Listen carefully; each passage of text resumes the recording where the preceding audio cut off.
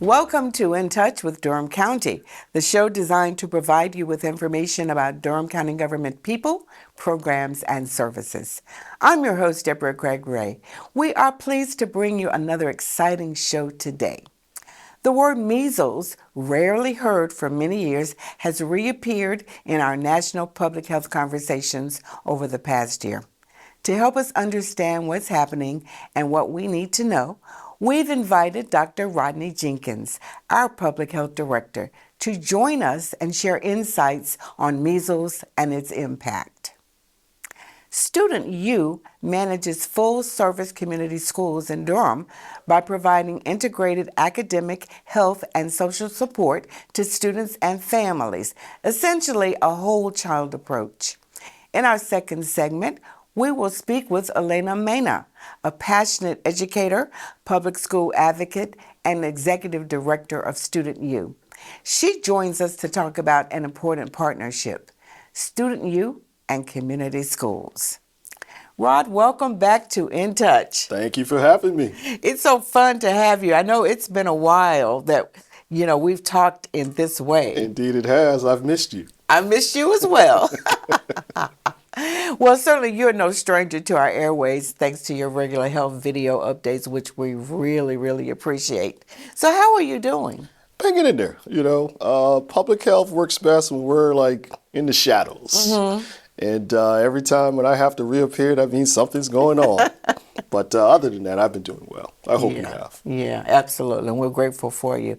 And, I need to brag here just a little bit. Since you joined us in 2020, you've earned your public health doctorate, I think, in 2024? I did. Yeah, congratulations, Dr. Jenkins. I appreciate that. I will say in my spare time, little that there was, I decided to go back to get my doctorate. I really felt that Durham proper just was really deserving of a public health director with the credentials to match.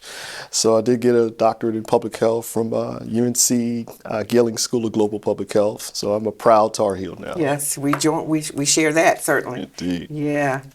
Yeah, so let's get on to our discussion about measles. So, despite what we thought was its elimination in 2000, our nation is experiencing a measles resurgence. So I did a little bit of research. Now, when I checked just a couple of weeks ago, there was 1,700 confirmed cases across 33 jurisdictions.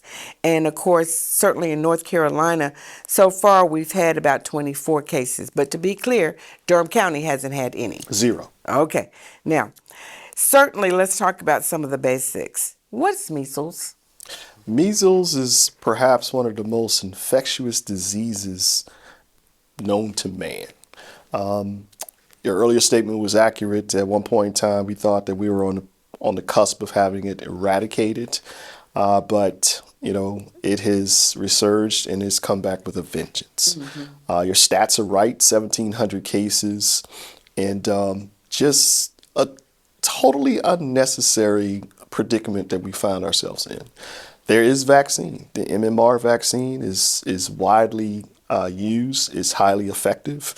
It's available. So we should simply not be in the predicament we're in. Of the 1,700 cases, by and large, upwards to 90 to 95% of those cases are those individuals who did not have the vaccine or refused to get the vaccine. But as I aforementioned, highly contagious. You take COVID, which was very contagious. Mm-hmm. Measles is probably 10 to 15 times worse. Wow. I could be here with you and with studio members and have measles, and it will stay in this vicinity for 2 hours. Oh my goodness. 2 hours. So that means a lot of in and out traffic. People can come and get contact with it and they can get it. Mm-hmm. So we are certainly ringing the alarm, but I got to say, Deborah, so proud of the public health system in North Carolina. Mm-hmm. My heart went out to my home state of South Carolina. I'm a Charleston native, and the upstate area, Spartanburg, were really, really the epicenter of the measles outbreak. But as we tend to do in public health, we bend the curve. So that epi curve is starting to bend in our favor, and cases are starting to really go down. But unfortunately, as it was in Texas and as it was in South Carolina, it is now in Utah. And as a reminder to the listening audience, vaccination is the surefire way to ensure that you and your family are protected. It's an unnecessary communicable disease to have, but if you are vaccinated, you're almost certain to be okay. Yeah. So let's talk about how's it spread. You talked about it living for a couple of hours, and talk about the symptoms. My goodness, symptoms are pretty severe. You can see the rash. You can get the fever, but what I will say, you can see it in the eyes. It required us to have a lot of educating of our providers as well, because when you think about it, most providers had never seen Right, measles. since we hadn't seen it since Since like 2000. the early 90s, Yeah. So we had to do a lot of educating. And again, so proud of the Durham community. Public health in Durham County, we're going to do what we do. So we did a lot of educating, a lot of pictures. Shout out to Dr. Alicia Smith, PIO for the health department.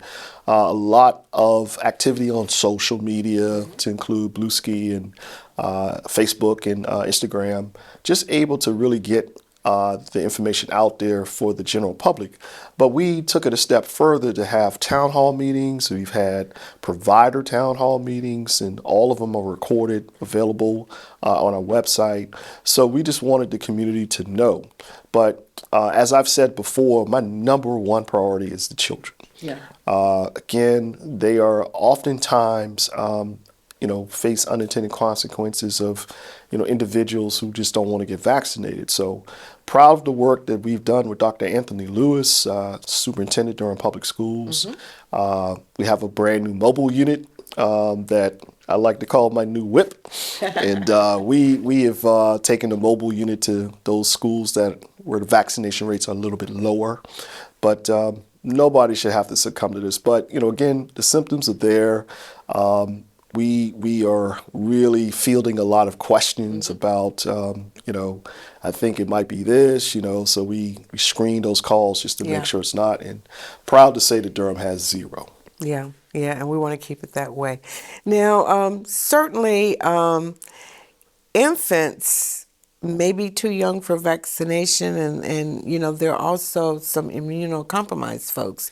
Indeed. How do we protect that cohort? We just want to make sure that at present, infants are protected by ensuring that those spaces that they matriculate are clean or measles free. And sometimes it's hard.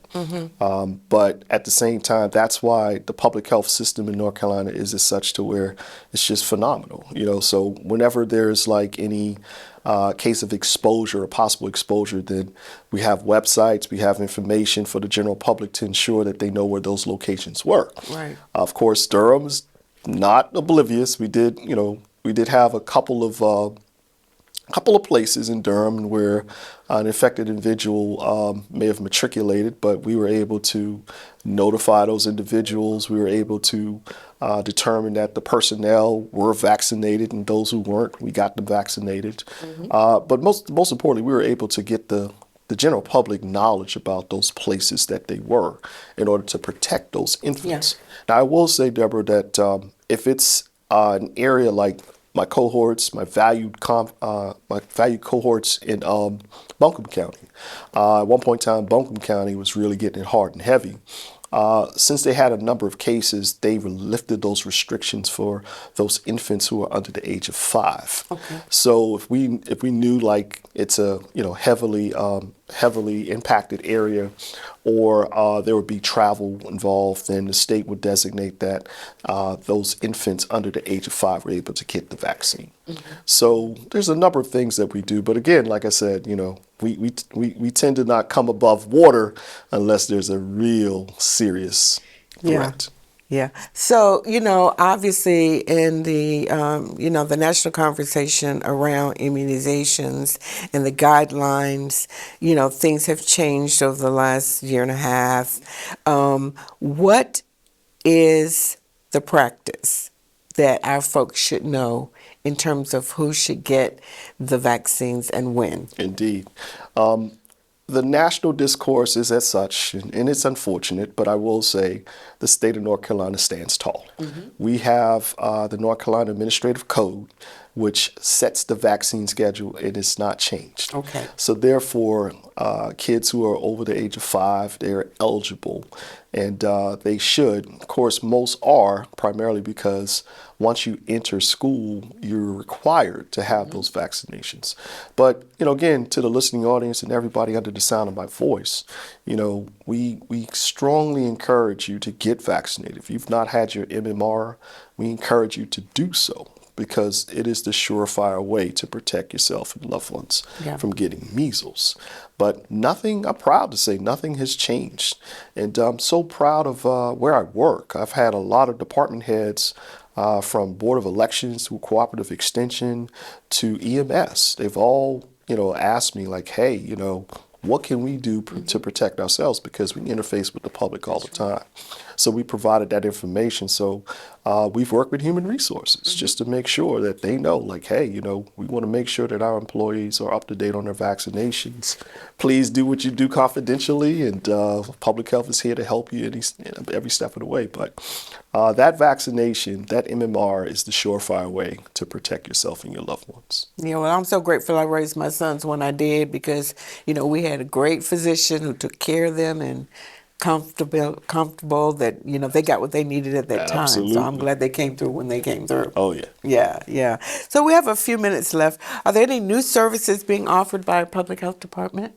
Well, we do have quite a few, but I think, as they used to say back in the 50s and 60s, the mobile unit is the bee's knees right now. So proud of it. We're able to spend quite a bit of money, not costing the county a dime. We took advantage of a lot of the ARPA funds that we received to really purchase something that we hope that will have a lasting impact. So we look forward to seeing the listening audience out at community events. Spring is in the air, pollen's starting to dissipate. So we hope to see our citizens, but we also hope to collaborate with a lot of other mobile units to kind of form what we call like a consortium. So we could cover North, Central, or South Durham. Just make sure that we can continue to keep our community safe. But I'm just tickled because it's something that I've wanted for a long time. And a couple of weeks ago, I was able to show it off to the Board of Health. They're quite impressed by it. Look forward to showing it off to the commissioners at the appropriate time. But I just really feel like it's going to be a game changer and a force multiplier. Yeah. That's what I want. Outstanding. Absolutely. Well, we want to thank you again for your time and for leading our incredible award-winning public health team. We just appreciate all you do to keep our community healthy. We're so grateful for you, Deborah. Thank you for spreading the word and keeping us top of mind. Well, we're partners. Indeed we are. We're going to take a quick break, and when we return, we will speak with Elena Maina of Student U. Stay with us. We'll see you on the other side of these announcements. There is a road laid out for me. Boxes everywhere. And this is going to be Addie's room. I am blind, I think you're really gonna like it. I hope so. Yeah. I know this road is there for me.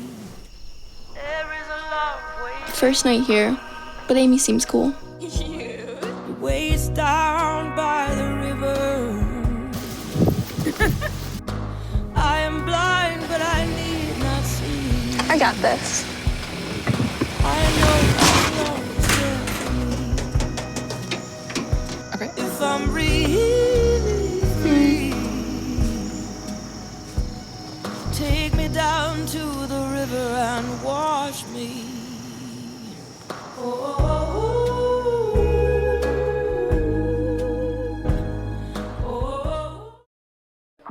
How do you know when you've made the right decision?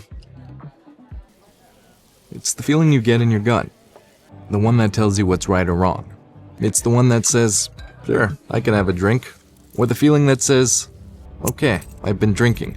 Now what? It's the voice inside you that says, I'm buzzed. Better leave the car when it's time to go. Plan ahead. Catch a sober ride. Buzz driving is drunk driving. Welcome back to In Touch. Hi, Elena. We're so glad you could join us for In Touch. Thank you so much for the invitation, Deborah. I appreciate it. Absolutely. I'm looking forward to a good conversation. So tell us about Student U and how you became involved in community schools. Sure. Yeah, so Student U is a really special place. We are an educational nonprofit that really believes in the brilliance of all students, particularly when a community can come together to help that student thrive. And we've been partnered with Durham Public Schools students who'd be first in their family to go to college for almost 20 years now. And we're seeing that our students, 100% of them are graduating from high school, 90% go on to enroll in a post-secondary option, and our college graduation rate is 2 times the national average for students in a similar position to our students. And so we say our programs are really working. We work with about 500 students each year from 6th grade all the way through college graduation. And in that program, we are really working with individuals and cultivating a lot of joy, a lot of inclusivity, and the ability for academic excellence to thrive. We got involved in the community school project because it is an opportunity to take the things we've learned from those enrollment programs and scale it into a system. So we're taking what works really well with first-generation college-bound students and being able to push those lessons into community schools. And we're very excited about this project here in Durham. Yeah, and that's great because I'm not sure I made that connection before. I've known a little bit about Student U, but I didn't know that connection. So what do you do as the executive director of Student U? I'm sure it's very comprehensive. Yeah, a lot of things. So I, in my role, am responsible for ensuring that we have the things that we need, the resources we need for all of our programs and our organization to thrive. And so I am working closely with partnerships in the community. I'm also working very closely internally with our organization and the staff to ensure they have the things that they need to thrive. But in addition to the executive director of the organization, I am also a Student U parent. So my child is also in the program. So I wear 2 hats at the organization and get to receive both the administrator text about the details of a field trip upcoming and also the parent text of remember that a field trip is upcoming. So it's something that's very near and dear to my heart, and Student U is certainly very close to me and my family. Very good, very good. So what is a community school and why are they important? Yeah, a community school, kind of 2 things I'll say about that. At the goal of it, the philosophy of a community school is that a public school can serve as a hub for academic supports, mental and health supports, and family engagement to all really interweave and come together in a school building for the purpose of seeing strong outcomes in our public school system. So that's the goal. What it looks like on the ground is a couple of key components. One is a community school coordinator, and that is a full-time staff member who is based inside the school, and their role is to connect partnerships in the community to the school, look at the needs and the assets of a school, the needs and the assets of the community, and match them up. It also looks like a school advisory board. And so that's actually a group of folks, key stakeholders in the school. It's parents, it is students at older schools, leaders in the building, teachers. They come together and serve on a board to actually come up with projects for the school, and they have funds to make the projects happen. So you think of something like, we were talking about gardening earlier. If a school wants a community garden, that project can happen through the school advisory board, the folks who are making decisions, and also the funds there. The community school coordinator and the school advisory board work together to really push and implement 4 key pillars of community schools. So at the heart of the project, it is enriched learning time. So you think of like after school programs or summer programs. It's integrated student support, so bringing supports inside a school building. That's things like in-school tutoring or health screenings that can happen in the building. There's also family engagement. And it's also shared leadership, so that it's not just the principal or the leader of a building, but all the stakeholders are helping that leader and helping the full school body make decisions. So those are the pillars that the school advisory board and the community school coordinator are implementing. And then lastly, a unique thing about each and every community school is that they all have a family resource center. And that is some designated place in the building that has all types of resources, food, clothing, supports to enroll in benefits are all housed there. And that is available to the entire school community, not just the students. So that's a little bit about what the community school model looks like. And how many are here in Durham? We currently have 3 community schools here in Durham, and that's Fayetteville Street Elementary, Club Boulevard Elementary, and Lakewood Elementary. And we're excited because next year we will be expanding to 2 additional schools, and that will be Brogden Middle School and Carrington Middle School. So we're really spreading out and ensuring that there's a broader reach for our community school model. We hope that can continue for many years. Now, why is this model so unique? Yeah, this model is unique and really important, I think, in Durham because it's a great way to solve a large problem. Durham is just like a lot of other communities. We have really robust, hard challenges we're facing. Food insecurity, housing insecurity, the challenges of navigating things like healthcare systems. That's true in a lot of places and is true here as well. And a classroom, the 4 walls of a classroom, are not able to address all of those at the same time that they are responsible for providing really quality and robust academic instruction. So the community school model is really unique because it is a way, a formal model, to be able to get at some of the root challenges that a community faces by solving them, by bringing the community together to do that collectively so that our classrooms can really focus on academic instruction. And it's a very efficient way of having, the public sector of our full community and the school sector really hold hands to work together for student success. So that's one of the ways it's unique. Now, how do community schools impact these students directly?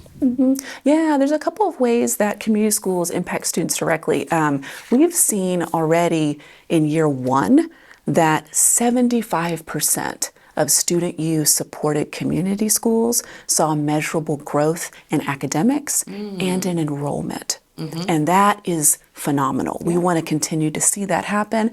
It's phenomenal, but it's also not surprising because if you really think about it, some of those challenges I mentioned, food security, housing security, navigating healthcare systems, when we're able to start to work together to solve some of those before a student is entering a school building, we know that students can thrive because they're so brilliant. And so when you're coming together to solve large problems collectively, I think that this unleashes the potential of students that they each have inside of them. So we're seeing those kinds of outcomes for students and are excited for year 2 to see even more, especially with our middle schools coming on board. Phenomenal. Yeah. So how do community schools support families? Yes, community schools support families in a couple of ways. One is that school advisory board that I had mentioned.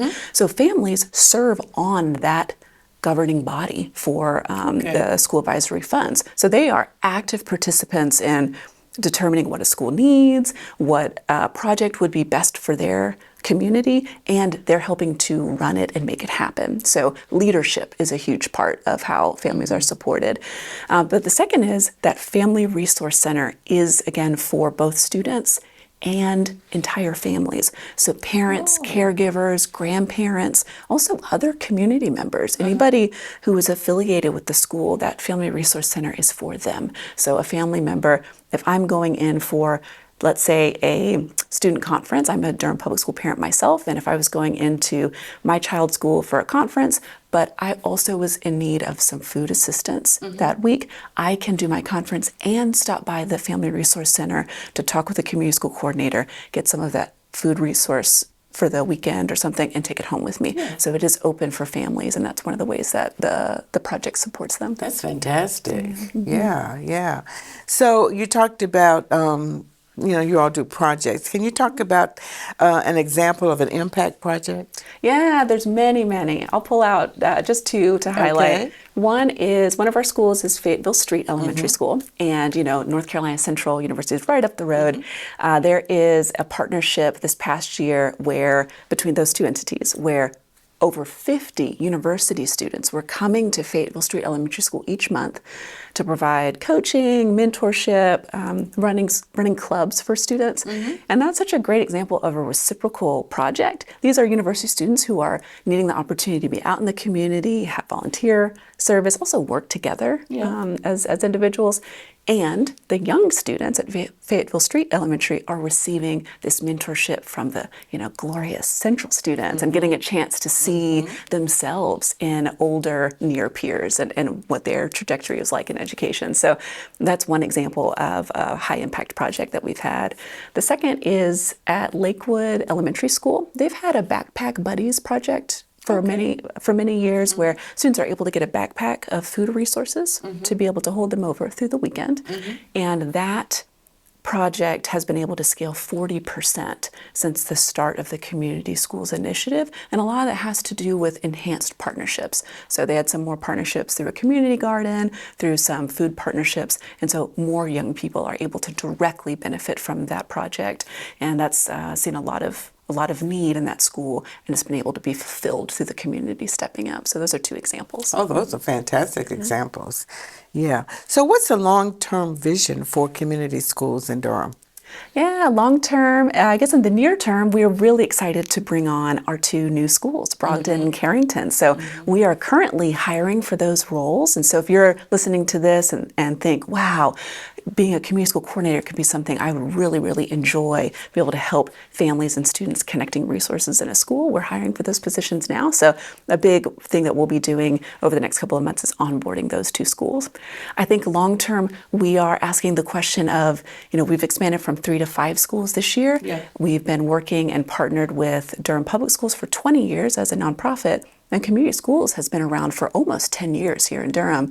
What does the next 10 years look like? Is this a project that can scale across the district? And so we're asking those questions and dreaming together. So we're looking forward to that in the future. That's wonderful. So how can people support community schools? Yeah, several ways. So we have a unique funding model for community schools. It's braided funding. So we are getting public support through the county for the model, along with private philanthropy that's interweaving to make sure that this model is sustainable and continues year after year. And so one way people can support is to invest in this project. For nationally, for every $1 spent on community schools, there's a $7 return through strategic partnerships and support for schools. So it is a good economic model for impacting student achievement. So that's one way. A second is you can volunteer. We have these family resource centers, just like the North Carolina Central students who are coming in to volunteer to coach or run clubs. There are opportunities in a school to get involved by volunteering your time. You can also volunteer your resources. So if you have in-kind donations of clothing or food to a community school, if you've got a particular skill, like you're good at enrollment benefits for young people, you can come and help that way.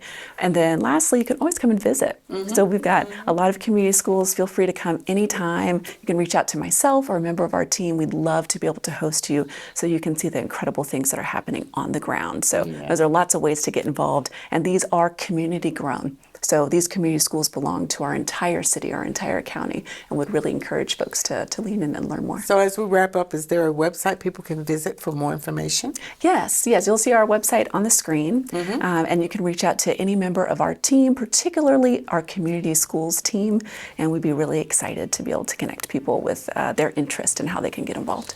Well, very good. We want to thank you so much for joining us and sharing this wonderful information. This is a fantastic resource for our community. Absolutely. Thank you for the invitation. And we're so thrilled and honored to be involved in this.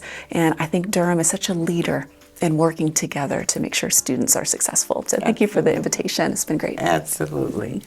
We want to thank you all for joining us today on the show. Be sure to follow us on our social media channels. Sign up for our weekly Durham This Week online so you can follow what's important in Durham County. We'll see you next time on In Touch with Durham County. Cheers.